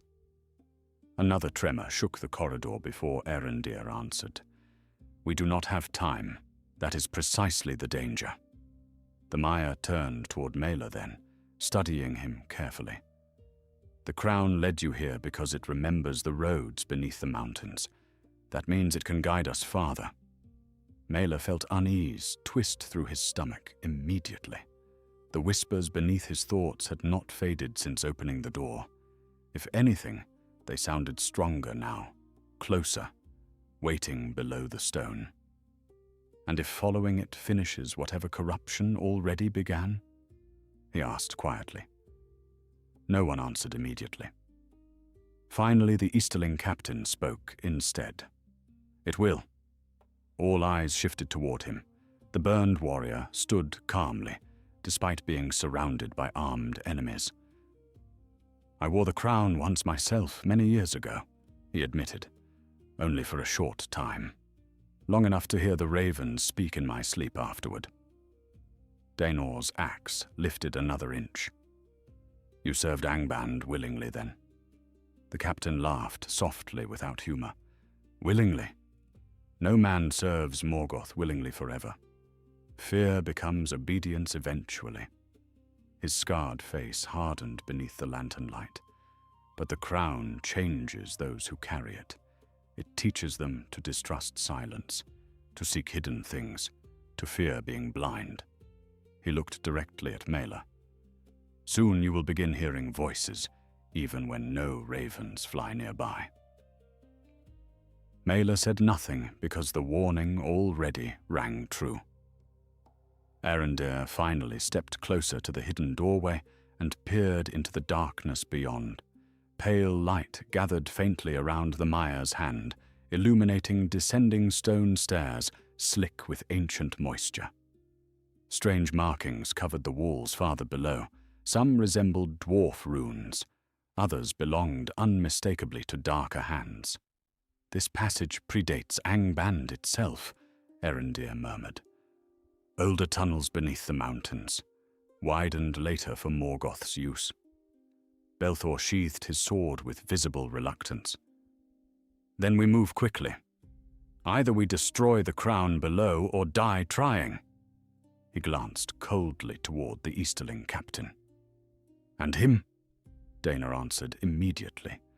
"Kill him now, and spare trouble later." Yet the captain remained strangely calm, even with axes and blades aimed toward him. "If you kill me," he said quietly, "you lose the only living man here who knows the deeper roads." That gave even Danor pause. The burned warrior continued before anyone interrupted. "My name is Karzag of Dorlomin. I guided supply trains through these tunnels for years before Morgoth's armies collapsed westward." Bitterness darkened his ruined features. "The Black Captain trusted me because fire already took half my face. Men fear less once they believe themselves ruined." Belthor folded his arms tightly. "Why help us now?" Karzag glanced northward instinctively, as though even underground he sensed the war raging above. "Because Morgoth is falling," he answered, "and Sauron would sacrifice every mortal servant alive to save himself." The corridor fell silent again, except for distant rumbling from the mountains. At last Erendir made the decision none of them wished to make. "He comes with us." Dinor muttered a harsh curse in Khuzdul, while Belthor's expression darkened openly, but neither argued further. Time pressed too heavily now. Already the fortress above sounded unstable from repeated tremors. Sections of the ruined halls continued collapsing somewhere overhead, while faint screams echoed through the stone. Whatever battle still raged above between the remaining defenders and Easterlings mattered little now compared to what waited below the mountains. They descended soon after. The hidden stairway spiraled downward through damp black stone older than memory. Water dripped constantly from the ceiling, and the deeper they traveled, the colder the air became, despite the volcanic heat simmering far beneath Angband. Erendir walked first, carrying pale light in one hand, while Danor guarded the rear beside his dwarves. Karzag remained under constant watch between Belthor and Mela. None trusted him fully, though the Easterling showed no sign of deception yet. The whispers inside Mela's mind strengthened steadily with every level they descended. At times he could almost distinguish individual voices among them, not words exactly. Intentions, hunger, fear. The crown pulsed warmly against his chest whenever the tunnels branched nearby. Hours passed beneath the mountains without sunlight or sky. The deeper roads proved vast beyond expectation. Entire caverns opened before them, supported by pillars carved directly into the bedrock, some clearly crafted by ancient dwarf masons, long before Morgoth corrupted the region. Other sections bore uglier workmanship. Black iron reinforcements lined narrow bridges, crossing underground chasms, while cages hung from ceiling chains above dry riverbeds littered with bones. The company moved cautiously through each chamber with weapons drawn. More than once they heard distant movement, echoing through neighboring tunnels. Orc patrols, perhaps, or worse things awakened by the war above. Eventually they reached an underground river, flowing through a cavern large enough to swallow cities whole. Black water rushed endlessly through the darkness beneath jagged stone arches, while narrow docks lined the shore. Several boats remained tied there beside stacks of supply crates stamped with the sigil of Angband. Karzag pointed toward fresh footprints visible in the damp stone dust. "Recent," he said quietly. "Less than a day old?" Erendir crouched briefly beside the tracks, expression unreadable. "Moving east," the Maya confirmed. "Toward deeper tunnels." Belthor gripped his sword tighter. "Sauron's servants already flee." Then Mela noticed something else. Bodies. At first, they seemed like discarded bundles near the far dock, half hidden beneath torn cloaks and broken crates. But as the company approached cautiously, the truth emerged beneath lantern light. Dead Easterlings, nearly 20 of them. Some still clutched weapons. Others had clearly died trying to crawl away from the riverbank. No visible wounds marked most of the corpses. Their faces instead appeared frozen in expressions of pure terror. Daenor nudged one body carefully with his boot. "No blood," the dwarf muttered uneasily. "What killed them?" Karzag's ruined face had gone pale beneath the soot. "I know these men," he whispered. "They served the Black Captain directly." Belthor scanned the cavern immediately, with renewed caution. "Then whatever slaughtered them may still be nearby." The silence around the underground river suddenly felt oppressive.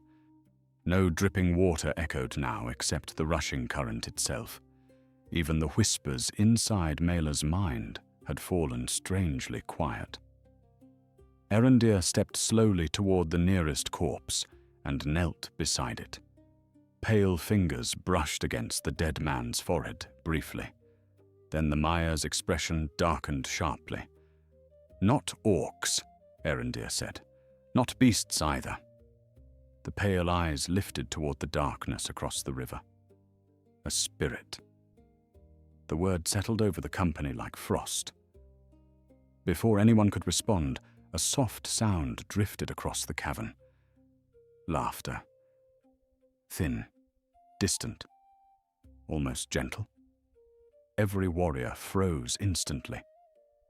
The laughter came again from somewhere beyond the riverbank shadows, echoing lightly through the cavern, as though carried by water itself. Mela felt the crown turn suddenly cold against his chest. The whispers returned all at once, frantic now. "Do not cross. Do not wake it." Karzag stepped backward slowly, genuine fear spreading across his scarred features for the first time since they met him. "No," he whispered hoarsely. "It cannot still be here." Belthor's voice lowered to a dangerous murmur. "What cannot?" Karzag stared into the darkness across the underground river, while the faint laughter echoed once more beneath the mountain. "The Black Wing," he said. "Draukar." No one spoke after the name left Karzag's mouth. The underground river rushed endlessly through the cavern, while pale lantern light trembled across black water and dead faces. Somewhere beyond the opposite shore, the soft laughter faded into silence once more, yet its memory lingered beneath the stone like a lingering sickness. Mela felt every muscle in his body tighten instinctively. The crown beneath his cloak had gone completely still now, no longer whispering or pulsing. That frightened him more than the voices ever had. It was listening. Daenor broke the silence first. "Draukar is dead," the dwarf growled while shifting his axe into both hands. "Morgoth fed him to carrion birds centuries ago."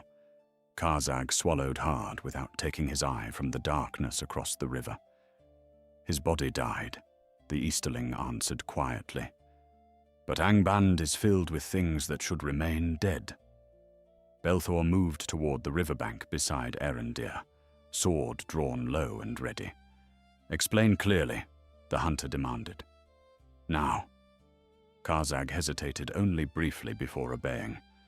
The Black Wing served Morgoth before Sauron rose fully in power. He commanded spies, assassins, raven keepers. They say he trusted birds more than living soldiers. His scarred face tightened uneasily. When he tried hiding the crown from Morgoth, the Dark Lord tortured him for weeks beneath Angerodrim before the execution. Erendir's pale expression had darkened steadily throughout the explanation. Morgoth poured much of his cruelty into servants he wished to preserve, the Maya said softly, especially those bound to objects carrying fragments of his will. Mela understood immediately what the Maya implied. You mean the crown kept part of him alive? Erendir looked toward the cavern shadows across the river. Perhaps not alive as mortals understand it, but hatred lingers, fear lingers. Morgoth twisted many spirits into shapes that survived death itself.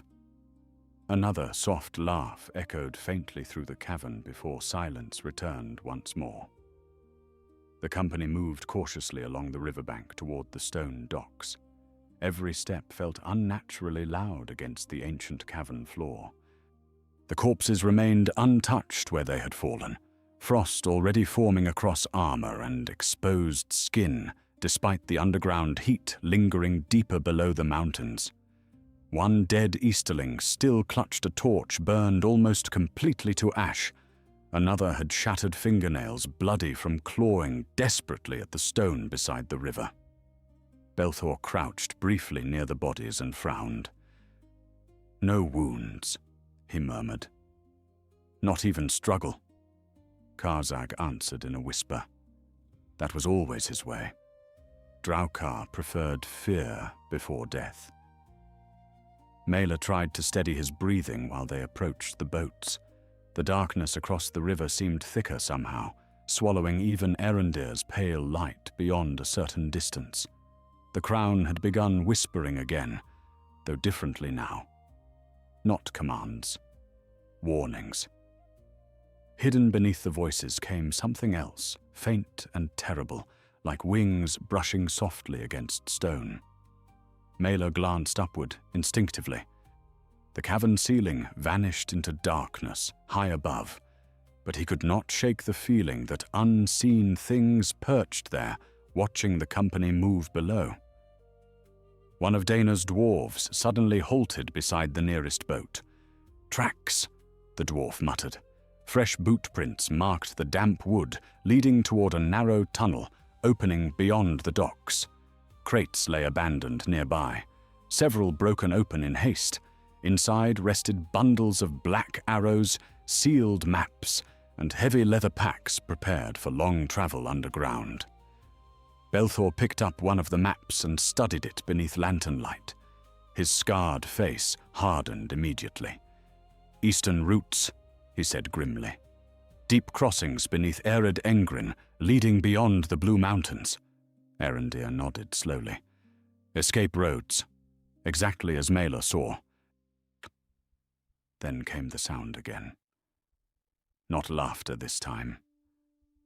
Whispering. Dozens of faint voices drifted through the cavern all at once, too soft to distinguish clearly, yet unmistakably close. The whispers moved across the ceiling like wind through dead leaves. Every warrior looked upward instinctively. Daenor raised his shield immediately, while the dwarves tightened formation around the lanterns. Karzag backed toward the boats, with naked terror spreading across his ruined face. "We should leave," he whispered harshly. "Now, before it sees the crown." Too late. The ravens descended without warning. Hundreds of them burst from the cavern darkness overhead in a storm of black wings and shrieking cries. They swept downward through the lantern light like living smoke. Warriors shouted and raised shields while claws tore at faces and eyes. One dwarf stumbled backward into the river with a scream as ravens engulfed his head entirely. Mela dropped instinctively to one knee while wings battered against his cloak and armor. The crown beneath the fabric burned suddenly hot enough to sear skin. Through the chaos he heard Erendir shouting commands in a voice sharper than steel. pale light erupted outward from the mire, blasting dozens of ravens apart into showers of black feathers and ash. Yet more kept coming. Then something moved across the opposite shore. Tall, thin, wrapped in ragged black robes that fluttered, though no wind touched the cavern. The figure emerged slowly from the darkness between the stone pillars, while ravens circled above it in endless spirals. No face could be seen beneath the hood, only two pale lights where eyes should have been. The whispers filling the cavern grew louder instantly. Mela felt cold spread through his blood at the sight of it. The thing did not walk like a living creature. Its movements seemed wrong somehow, gliding between steps rather than truly taking them. Karzag nearly dropped his spear entirely. "Black Wing," he breathed in horror. The figure stopped at the edge of the opposite riverbank. Then it spoke. "Return. What was stolen?" Its voice sounded layered with many others beneath it, as though ravens spoke alongside human words. The sound scraped against Mela's thoughts painfully. Belthor raised his sword despite the fear visible in his face. "You died long ago." A faint hiss escaped beneath the hood. "Not fully." The pale lights shifted directly toward Maelor then. "The crown remembers its master." Erendir stepped forward at once, pale blade glowing brighter in the darkness. "You are bound here by Morgoth's corruption," the Maya said firmly. "This road ends tonight." For the first time, the hooded figure reacted visibly. The ravens surrounding it shrieked violently, while the cavern temperature seemed to plummet around the riverbanks. "Servant of the West," Draukar whispered, "you come too late. The Dark One already descends deeper below." Mela's heart tightened. Sauron was ahead of them, still moving through the tunnels. Without warning, Draukar raised one skeletal hand toward the company. The shadows moved. Blackness peeled itself away from the cavern walls like liquid smoke and rushed across the river towards them. Not simple darkness. Shapes moved inside it. Faces, wings, screaming mouths half-formed from shadow and ash. The leading edge struck the docks hard enough to shatter wood, while warriors staggered backward, clutching at their heads in agony. Mela felt icy hands rake through his thoughts as visions exploded across his mind. Burning towers, endless ravens feeding upon corpses across battlefields. Morgoth seated upon his iron throne beneath Thangorodrim, while prisoners screamed in the dark. The crown responded instantly. Before Mela realized what he was doing, his hand had already pulled the black iron circlet free from beneath his cloak. The moment it touched open air, every raven in the cavern shrieked as one. Draukar froze across the river. The pale lights beneath the hood widened hungrily. "Yes," the spirit whispered. "Return it." Mela almost obeyed. The desire struck him suddenly and completely. Not merely temptation. Need. The crown belonged here beneath the mountains. It wanted the Black Wing. Wanted reunion. His arm actually began lifting toward the riverbank before Belthor slammed into him from the side hard enough to knock both of them against the stone docks. "Fight it!" the hunter shouted directly into his face. The crown clattered across the wooden planks between them.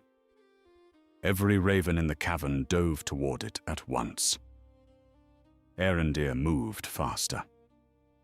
The Maya seized the crown with one hand while raising the glowing blade in the other. Pale fire burst outward around him in a blinding wave that swept across the docks and riverbanks alike. Ravens exploded into ash mid-flight. The shadows recoiled violently with shrieks echoing through the cavern. Across the river, Draukar screamed for the first time, a sound so filled with rage and despair that several warriors collapsed, clutching their ears. "You cannot destroy what Morgoth forged. The spirit howled. Erendir's expression hardened with terrible certainty. "Watch me." The mire hurled the crown directly into the underground river. For one heartbeat, everything stopped. Then the water exploded upward in black fire. The underground river erupted like a volcanic wound beneath the mountains. Black fire roared upward from the water in twisting pillars that illuminated the cavern, brighter than daylight, for a single, terrifying instant. Steam and ash blasted across the docks, while the current itself seemed to convulse violently beneath the burning crown. Mela threw an arm across his face as heat struck him hard enough to sting exposed skin. Around the cavern, the ravens screamed in absolute frenzy. Hundreds burst into flame mid-flight and rained downward into the river as blackened carcasses. Across the opposite shore, Draukar staggered backward for the first time, the pale lights beneath the hood flickering wildly like dying lanterns. But the crown didn't sink. It floated within the center of the burning current, turning slowly beneath the black flames, while the river churned around it unnaturally. Erendir's face darkened immediately upon seeing that. "The binding remains," the Maya said sharply. Daenor stared at the firestorm in disbelief. "How does iron float in water?" Karzag answered before anyone else could. "Because Morgoth's will still clings to it." Fear had hollowed the Easterling's scarred features completely now.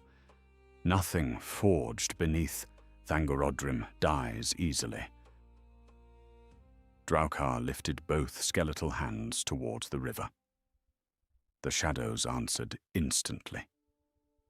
Darkness surged outward across the cavern floor in writhing waves, while the remaining ravens swarmed downward around the burning crown. Mela felt the whispers return stronger than ever, piercing through his thoughts like knives beneath skin. "Return it. Return below." The crown spun faster within the current, as if trying to rise from the water itself. Erendir stepped toward the riverbank immediately, pale blade glowing brighter with every step, but the shadows struck before the mire could reach the crown. Black tendrils wrapped around Erendir's arms and legs, hissing like living smoke against silver-grey armor. The mire grimaced visibly for the first time. "Hold the spirit back!" Erendir shouted. Belthor reacted instantly. "Archers!" Arrows flashed across the cavern toward Draukar's hooded form, yet most passed harmlessly through smoke and shadow. One shaft struck true enough to tear part of the black robes aside. Beneath them there was no flesh, only swirling darkness filled with tiny flickering lights like distant eyes. Several elves recoiled visibly at the sight. Daenor did not. With a roar, the dwarf charged directly toward the opposite riverbank, using a narrow stone bridge half hidden beyond the docks. "If arrows fail," he bellowed, "then axes speak." Two dwarves followed him immediately. The bridge trembled beneath their armored weight, while shadows lashed across the stone, trying to drag them into the rushing water below. Daenor hacked through the darkness with brutal swings of his axe that scattered black mist like smoke before wind. Yet every shadow he destroyed seemed to reform moments later. Draukar turned slowly toward the charging dwarves. The pale lights beneath the hood narrowed. "Children of stone," the spirit hissed, "your halls fed Angband long before dragons came." One of the dwarves faltered visibly as the words struck him. Shadows wrapped suddenly around his throat and hurled him screaming from the bridge into the burning river beneath. Mela forced himself upright despite the agony pounding through his skull. The moment Erendir threw the crown into the water, something inside Mela seemed to tear painfully loose. Yet the connection remained. He could still feel the relic beneath the flames. Worse still, he understood suddenly why the crown resisted destruction. The underground river flowed deeper beneath Thangorodrim itself. The fire consuming the water came not from ordinary heat, but from ancient volcanic furnaces connected to Morgoth's fortress far below the mountains. The crown remained within its source, still within the power that forged it. Erendir realized the same truth. "It must be taken deeper," the Maya shouted, while struggling against the shadows binding him, into the furnaces beneath Angband itself. Belthor stared at him in disbelief, even amid battle. "Deeper? We barely survived reaching this place." Another violent tremor shook the cavern before Erendir answered. Dust cascaded from the ceiling, while cracks split several nearby pillars. "The mountains are collapsing already. The war above breaks the roots of Thangorodrim." The Maya slashed free from the shadows, restraining him, and pointed toward a narrow tunnel opening beyond the riverbank behind Draukar. "That road descends toward the lower fires. It is our only chance." Across the cavern, Draukar screamed in fury and swept both hands upward. The underground river exploded again. Burning water crashed across the docks in steaming waves that scattered warriors from their feet. Mela slammed hard against a stone pillar, while black fire hissed across the wooden planks around him. Through blurred vision, he saw the crown finally begin drifting with the violent current toward the deeper tunnel beyond the spirit. Draukar saw it too. The hooded figure turned instantly and moved toward the tunnel entrance with unnatural speed, gliding above the stone rather than running. "He's taking it!" Karzag shouted. Daenor reached Draukar first upon the bridge.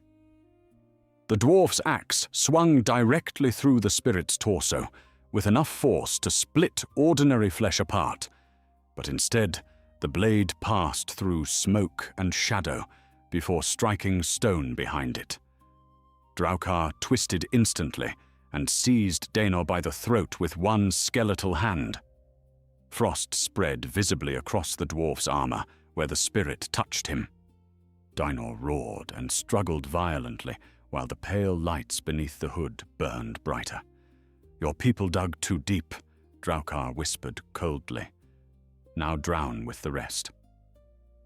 Before the spirit could cast him into the river, Belthor's arrow struck the hood directly between the glowing eyes. The shot did not kill Draukar, but it staggered the spirit long enough for Daenor to break free and drive both iron-shod boots into its chest. Shadow and robes crashed backward against the cavern wall. The dwarf hit the ground, coughing violently, while frost smoked from his beard. "I hate ghosts," Daenor rasped. Then the mountain groaned again. This time the sound dwarfed everything before it.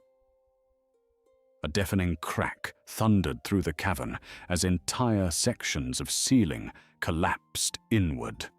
Stone pillars shattered one after another into the river below. The battle above ground had reached catastrophic levels now. Somewhere beyond the mountains, the powers unleashed during the War of Wrath were tearing Beleriand itself apart. Erendir looked upward briefly, pale face grim beneath falling dust. "The western host breaches Angsband," the Maya said quietly. "The fortress begins to fail." The cavern started dying around them. Cracks raced across the stone docks, while boiling water surged higher through the riverbanks. Warriors scrambled desperately toward stable ground as more sections of ceiling collapsed into the current.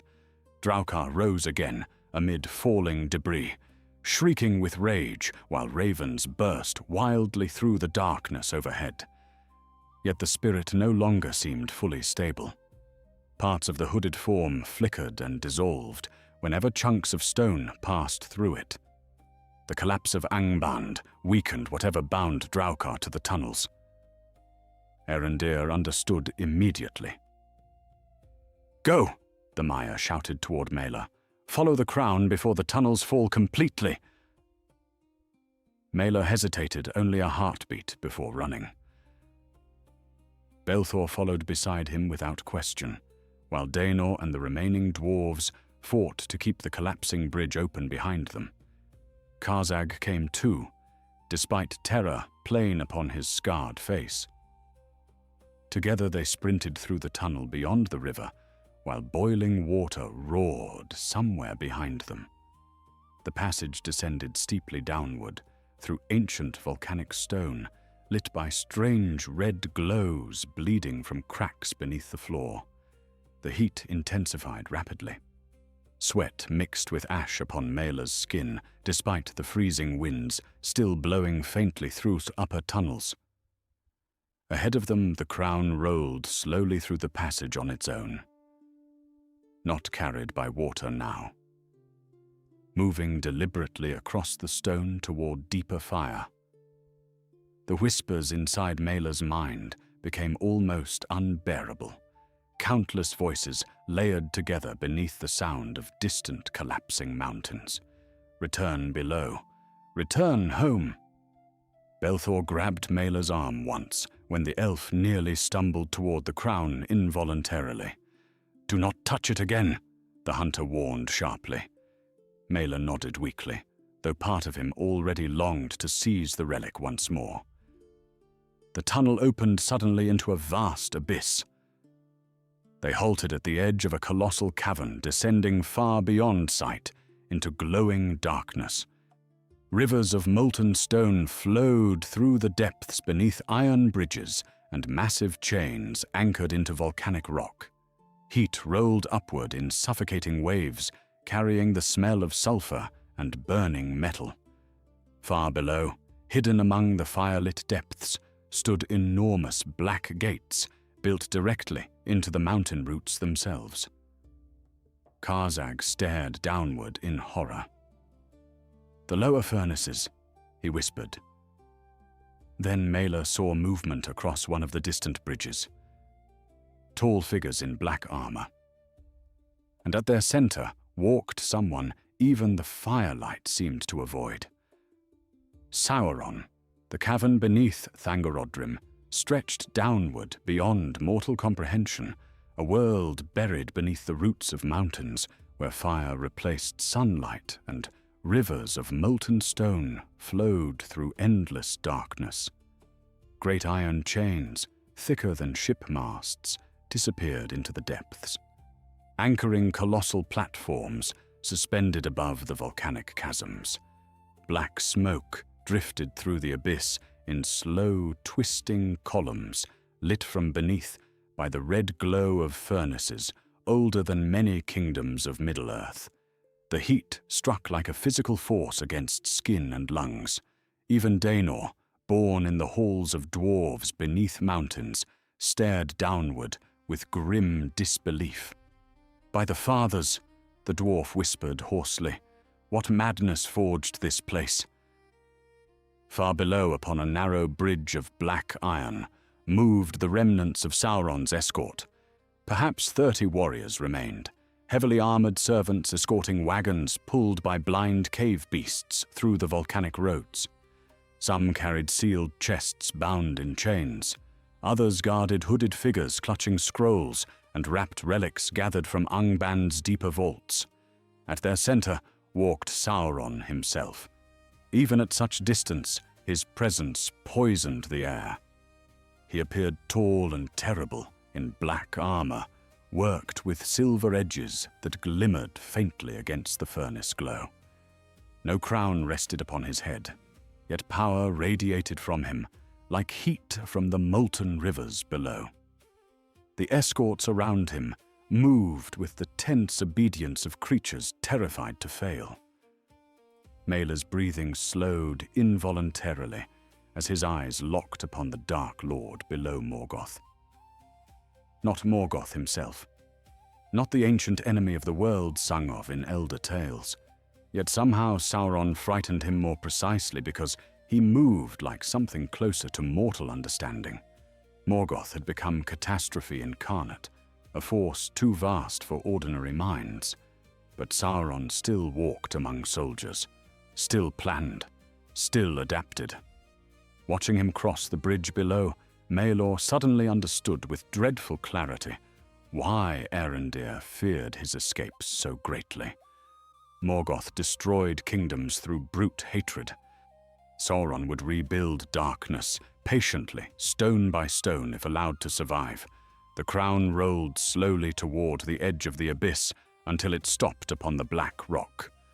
For one heartbeat, it remained motionless there, while the whispers inside Maelor's skull screamed louder than ever before.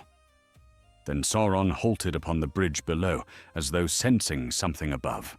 The armored figure lifted his head slowly toward the heights of the cavern.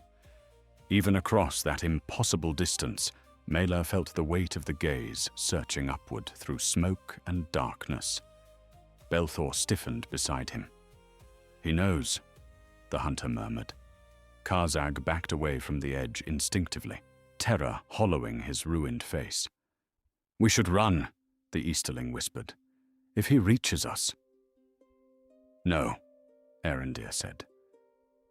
The mire emerged from the upper tunnel behind them, bloodied and ash-covered from the collapsing caverns above.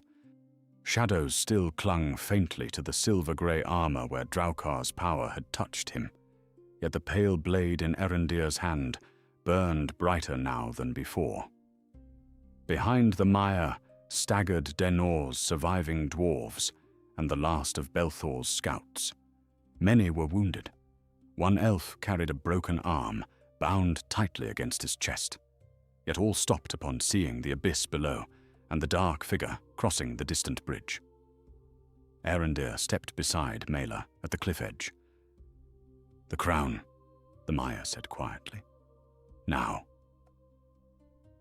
Maelor looked down at the black iron circlet resting upon the volcanic stone between them. Every instinct screamed against touching it again.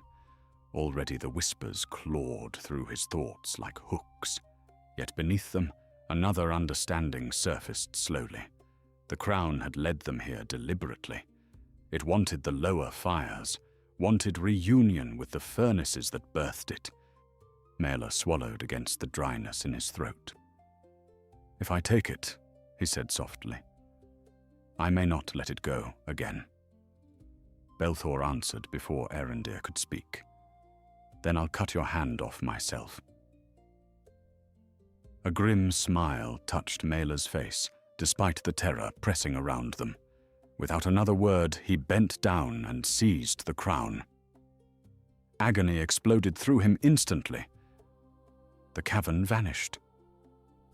He stood instead within Angbond during ages long past, while endless furnaces roared beneath the mountains. Orc smiths hammered black iron upon anvils stained with blood. Ravens filled the vaulted ceilings in shrieking clouds. Then Morgoth himself appeared beyond the firelight, towering upon a black throne carved from volcanic stone. Not fully visible. No mortal mind could contain such horror completely. Yet Maelor felt the crushing weight of the dark enemy's gaze upon the kneeling figure before the throne. Draukar. The black wing lifted the unfinished crown with trembling hands, while Morgoth's shadow spread across the forge halls like a living storm. "Through this," Morgoth said, his voice deeper than mountains breaking, "nothing beneath my dominion shall remain unseen." The vision shattered violently. Maelor gasped and staggered near the cliff edge, while black fire crawled across the crown in his hands. The whispers had become unbearable now, thousands of raven voices shrieking inside his skull. Below, Sauron stopped completely upon the distant bridge. The Dark Lord looked upward, directly toward them at last. Though impossible at such distance, Maelor somehow knew Sauron saw the crown clearly. Then Sauron raised one hand. The mountains answered. A violent tremor ripped through the abyss as molten rivers surged against their banks. Entire bridges below collapsed into the fire while black-armored servants screamed and fell into the depths. Stone cracked around the ledge where Mela stood. Arendir's expression hardened instantly. "He means to bury the tunnels entirely," the Maya warned. "Now, Mela!" The elf understood. "Destroy the crown. End the road of escape." With every shred of strength left in him, Mela ran toward the narrow volcanic bridge descending into the furnace depths below. Belthor cursed and followed immediately, while Daenor shouted for the others to move. The entire mountain shook around them as the War of Wrath reached its terrible climax above ground. Stone shattered from the cavern ceilings. Rivers of molten rock burst through cracks in the walls. Far below, Sauron's escort scrambled desperately toward the deeper tunnels, while their master remained still upon the collapsing bridge, watching the crown-bearer descend. Mela barely remembered the run afterward. Only fragments remained clear later. Heat so intense, his lungs burned with every breath. Black fire spreading across the crown and crawling up his arms like living veins. Belthor dragging him upright after collapsing debris nearly hurled them both into the abyss. Arondir fighting shadows rising from the molten rivers themselves, while pale light flashed against darkness. Then the bridge ended at last, beside the central furnace. The forge pit yawned before them, like the mouth of the world itself. Molten fire churned hundreds of feet below, within a colossal, circular shaft, lined by black iron and ancient runes. Chains descended into the blaze, carrying broken weapons, armor and bodies consumed endlessly by the furnaces of Angband. The heat became almost impossible to endure. Even the stone beneath their boots glowed faint red around the edges. Mela stared into the fire, while the whispers inside his skull suddenly changed. Not commands now. Begging. The crown did not want to die. His hands trembled violently as he lifted the black iron circlet above the furnace. Every voice inside him screamed against the act. Images flooded his thoughts in desperate waves. Endless armies kneeling. Ravens crossing all skies of Middle-earth. Hidden roads, secret kingdoms, power, survival, fear sharpened into dominion everlasting. Then another image came unexpectedly. The Easterling youth from the standing stones, broken teeth, blood in the snow. Run. Take it and run. Mela closed his eyes and threw the crown into the fire. The scream that followed did not belong to any living creature. It tore through the abyss like the death cry of something ancient and hateful beyond words. Black flames erupted upward from the furnace shaft, while every raven remaining in the cavern above shrieked in agony. Far across the collapsing bridges, Sauron recoiled visibly for the first time. The Dark Lord's armored form staggered, as though struck by an unseen blow. Then the mountains broke completely. Thangorodrim began to collapse. The world became chaos. Bridges shattered into molten depths.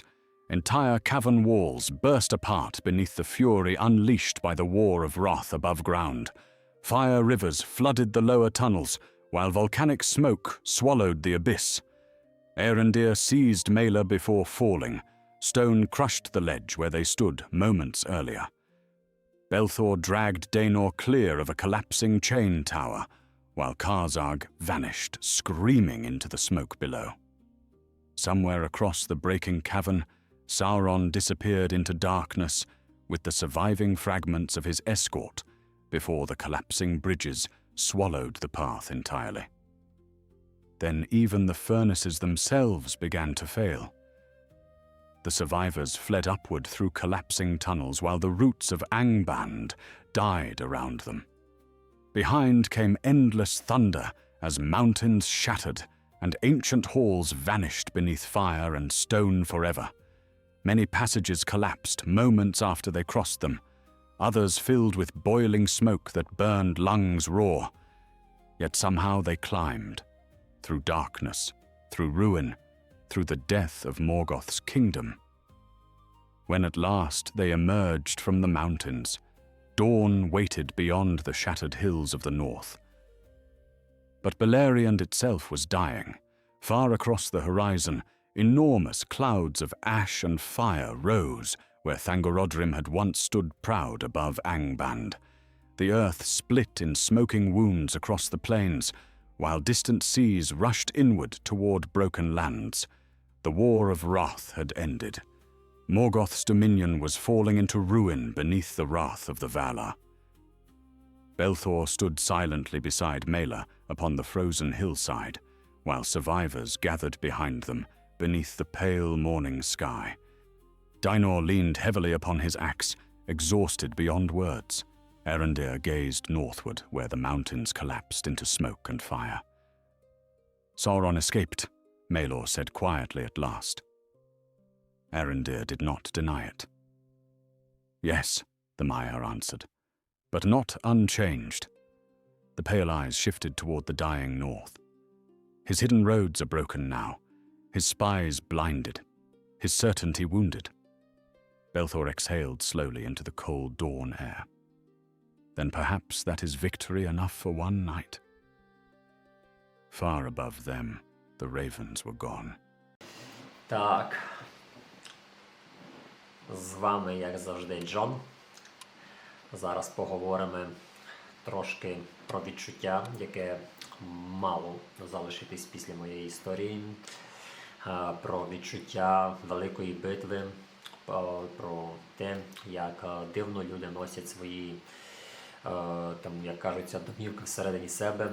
Колись я знав одного старого чоловіка, який усе життя прожив в різних містах. Він часто казав, що ніде не затримується надовго, ні до чого не прив'язується.